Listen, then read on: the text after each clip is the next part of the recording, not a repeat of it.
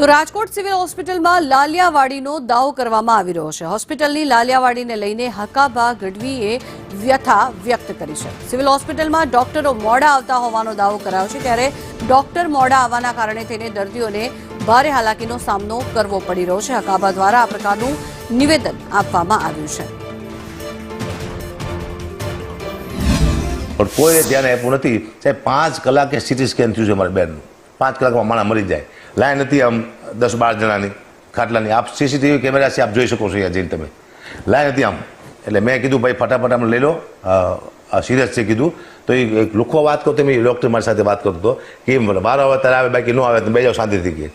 কিন্তু ભાઈ હું હકાબા ગઢવી છું, કલાકાર છું, તું મારે આવું વર્તન ભાઈ તમે ડૉક્ટર સાહેબ આવું કરો છો તો નાના માણસ શું થતું છે અહીંયા? હું એ વિચાર કરું છું નાના માણસ તમે શું જવાબ આપતા છો અહીંયા? અને સાહેબ મેં એમ કીધું, હું એમને કીધું તમે મારો વાળો પહેલાં લઈ લો એમ, પણ આમાં સિરિયસ કોણ છે એ તમે જરા જુઓ।